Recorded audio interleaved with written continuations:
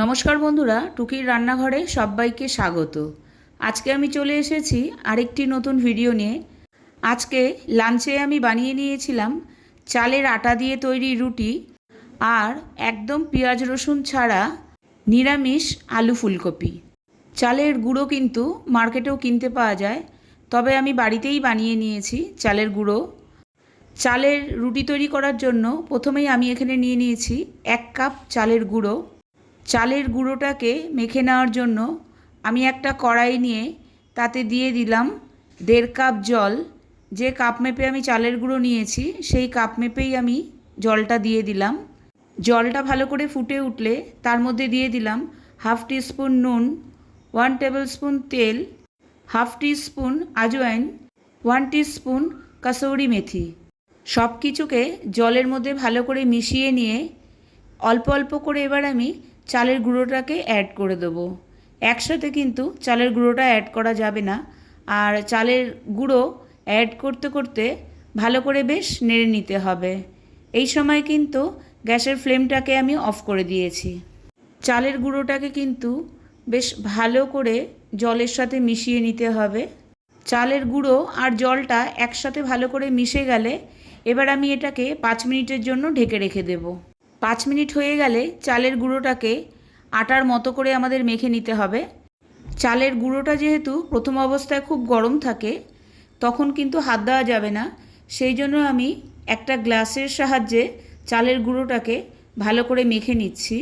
যখন এটা হাত দেওয়ার মতো অবস্থায় এসে যাবে তখন কিন্তু ভালো করে হাত দিয়ে যেভাবে আমরা আটার রুটি তৈরি করি, যেভাবে আটাটা আমরা মাখি, সেইভাবেই কিন্তু এই চালের গুঁড়োটাকে মেখে নিতে হবে। যত ভালো করে চালের গুঁড়োটা মেখে নেওয়া হবে তত কিন্তু রুটিটাও আমাদের সফট হবে। এই অবস্থায় ডোটা যদি একটু শক্ত মনে হয় তখন কিন্তু একটু গরম জল ব্যবহার করা যাবে। তবে আমি কিন্তু এখানে আলাদা করে আর কোনো জল ব্যবহার করিনি। ডোটা মাখা হয়ে গেলে হাতে একটু তেল নিয়ে আমি ডোর চারিদিকে বেশ ভালো করে মাখিয়ে একটা থালা দিয়ে ঢেকে রেখে দিলাম। প্রায় 15 থেকে 20 মিনিট কিন্তু আটাটাকে ঢেকে রেখে দিতে হবে। এরপর আমি চালের আটা থেকে ছোট ছোট লেচি কেটে নিচ্ছি। লেচিগুলো কাটা হয়ে গেলে একটা ভিজে সুতির কাপড় দিয়ে লেচিগুলোকে আমি ঢেকে রাখছি, নাহলে রুটিগুলো করতে করতে বাকি লেচিগুলো ড্রাই হয়ে যাবে। আমি কিন্তু লেচিগুলো বেলার সময় একটু আটার গুঁড়ো ব্যবহার করছি। আটার গুঁড়ো বা চালের গুঁড়ো এখানে ব্যবহার করতে পারেন।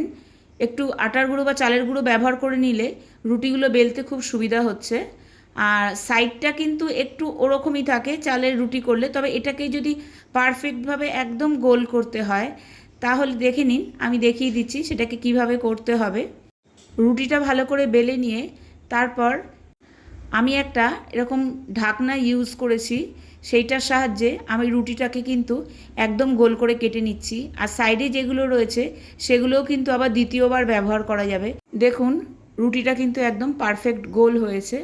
ঠিক এভাবে করে নিলে সবকটা রুটিই কিন্তু একদম গোল হবে।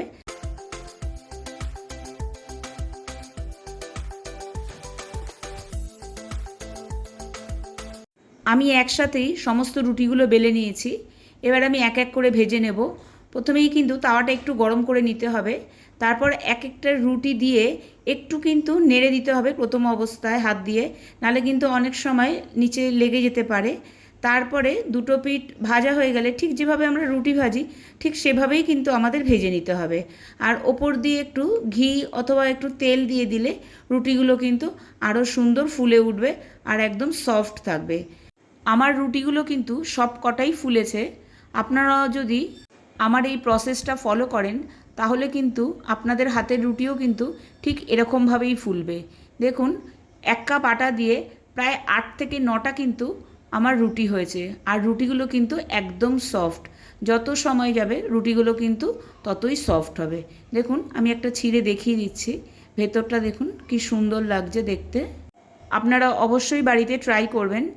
চালের রুটির সাথে আজকে আমি বানিয়ে নেব একদম কষা কষা আলু ফুলকপির তরকারি। এর মধ্যে কিন্তু ঝাল, মিষ্টি, টক 3টে টেস্টই কিন্তু পাওয়া যাবে। আলু ফুলকপির জন্য প্রথমেই আমি এখানে দুটো ছোট ছোট ফুলকপি নিয়ে নিয়েছি। আমি এখানে ফুলকপিগুলোকে মিডিয়াম সাইজের কেটে নিচ্ছি। আর ভেতরে কিন্তু দেখে নিতে হবে যে পোকা আছে কি না, সেটাও একটু কাটতে কাটতে আমি দেখে নিচ্ছি। আর এখানে নিয়ে নিয়েছি 3টে ছোট ছোট আলু। আলুগুলোকে আমি ঠিক এভাবে লম্বা লম্বা করে কেটে নিচ্ছি। আপনারা চাইলে কিন্তু ডুমো ডুমো করেও কেটে নিতে পারেন, কোনো অসুবিধা নেই, তাতে টেস্টের কোনো হেরফের হবে না।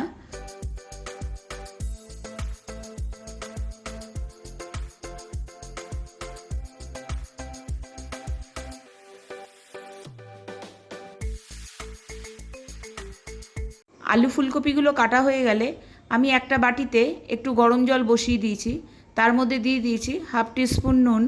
প্রথমেই কিন্তু আমি আলুটাকে একটু 60% সেদ্ধ করে নেব, তাহলে রান্নার প্রসেসটা একটু তাড়াতাড়ি হয়ে যাবে, সময়টা অনেক কম লাগবে। আলুগুলো কিন্তু আমার সেদ্ধ হয়ে গেছে। আলুগুলোকে আমি একটা প্লেটে তুলে রাখছি, আর সেম জলেই আমি দিয়ে দিচ্ছি ফুলকপিগুলোকে। 2 থেকে 3 মিনিট কিন্তু ফুলকপিগুলোকেও আমি সেদ্ধ করে নেব। আর ততক্ষণে আমি এখানে একটা ভাজা মশলা তৈরি করে নিচ্ছি। ভাজা মশলার জন্য এখানে আমি নিয়ে নিয়েছি 1 টেবিল স্পুন ধনে, 1 টেবিল স্পুন গোটা জিরে, 1 টেবিল স্পুন গোলমরিচ।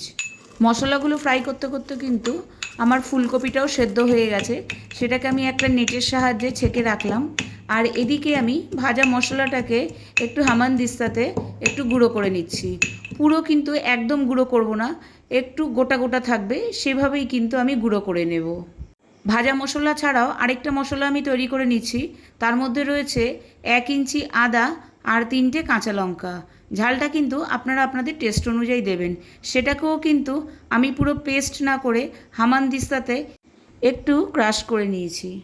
ফুলকপিগুলো ভেজে নেওয়ার জন্য কড়াইতে নিয়ে নিলাম 4 টেবিল স্পুন সর্ষের তেল। তেলটা ভালো করে গরম হয়ে গেলে তাতে ফুলকপিগুলো আমি ছেড়ে দিয়েছি, আর তাতে দিয়ে দিলাম 1/2 টিস্পুন নুন, 1/2 টিস্পুন হলুদ। নুন হলুদটাকে ভালো করে ফুলকপির সাথে আমি মিশিয়ে নিলাম। ফুলকপি ভাজা হতে হতে আমি আরেকটা পেস্ট করে নিচ্ছি। তার জন্য নিয়ে নিয়েছি 2টো মিডিয়াম সাইজের টমেটো।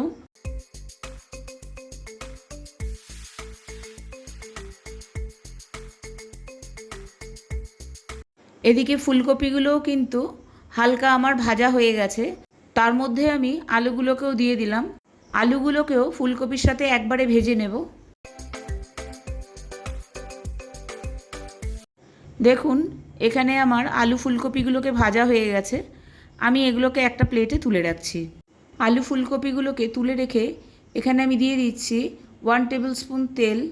তার মধ্যে দিয়ে দিচ্ছি একটা ফাটানো শুকনো লঙ্কা। শুকনো লঙ্কা থেকে সুন্দর গন্ধ বেরোলে তার মধ্যে দিয়ে দিচ্ছি 2টো তেজপাতা, 1/2 টিস্পুন সাদা জিরে, আর অল্প একটু গোটা গরম মশলা। তার মধ্যে রয়েছে একটা দারচিনি, 2টো এলাচ আর 4টে লবঙ্গ। তারপরে আমি দিয়ে দিলাম 1/2 টিস্পুন হিং। সব কিছু মশলাকে খুব ভালো করে মিশিয়ে নিয়ে তার মধ্যে দিয়ে দিলাম আগে থেকে তৈরি করে রাখা আদা এবং কাঁচা লঙ্কা। মশলাটা ভালো করে ভাজা হয়ে গেলে তার মধ্যে আমি দিয়ে দিলাম আগে থেকে তৈরি করে রাখা টমেটো পেস্ট। টমেটো পেস্টটাকে ভালো করে নেড়ে চেড়ে তার মধ্যে দিয়ে দিলাম 1/2 টিস্পুন কাশ্মীরি লাল লঙ্কার গুঁড়ো। সব কিছুকে এবার ভালো করে একসাথে মিশিয়ে নিয়ে মশলাটাকে কিন্তু খুব ভালো করে ভেজে নিতে হবে। মশলাটা ভাজা হয়ে গেলে যখন মশলা থেকে তেল বেরোতে শুরু করবে তখন এর মধ্যে দিয়ে দেব আগে থেকে ভেজে রাখা আলু ফুলকপিগুলোকে। আলু ফুলকপিগুলোকে দিয়ে তার মধ্যে দিয়ে দেবো আগে থেকে যে ভাজা মশলাটা তৈরি করে রেখেছিলাম সেটাকে।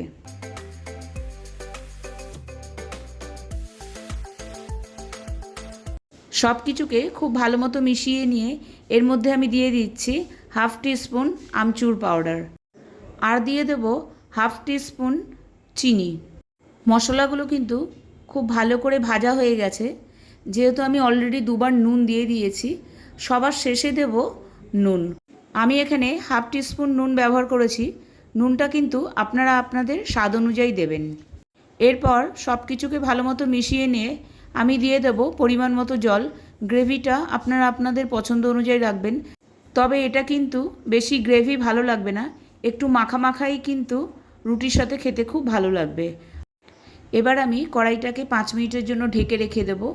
5 মিনিট পর ফিরে আসছি। এই সময় কিন্তু গ্যাসের ফ্লেমটাকে আমি লো টু মিডিয়ামে রেখেছি। দেখুন আমাদের আলু ফুলকপির তরকারি কিন্তু একদম রেডি। লাস্টে আমি দিয়ে দিচ্ছি হাফ টিস্পুন কাসৌরি মেথি। এবার সব কিছুকে একসাথে ভালো মতো মিশিয়ে নিলেই তৈরি হয়ে গেল আমাদের একদম কষা কষা আলু ফুলকপির তরকারি। রেসিপিটা অবশ্যই একদিন বাড়িতে ট্রাই করবেন। আশা করি ভিডিওটা আপনাদের ভালো লেগেছে। আর ভিডিওটা ভালো লেগে থাকলে অবশ্যই আমাকে কমেন্ট বক্সে কমেন্ট করে জানাবেন। আমার চ্যানেলের পুরনো বন্ধুদের জানাই অসংখ্য ধন্যবাদ। আর আমার চ্যানেলের নতুন বন্ধু হয়ে থাকলে চ্যানেলটিকে সাবস্ক্রাইব করে আমার পাশে থাকার অনুরোধ রইল। আর নিচে দেওয়া বেল আইকনটি অবশ্যই প্রেস করে রাখবেন, তাহলে আমি যখনই নতুন কোনো ভিডিও আপলোড করব সবার আগে পৌঁছে যাবে আপনার কাছে। আজকে তবে এই পর্যন্তই। আবার দেখা হবে আরেকটা নতুন ভিডিওর সাথে। ভালো থাকবেন, সুস্থ থাকবেন। টাটা।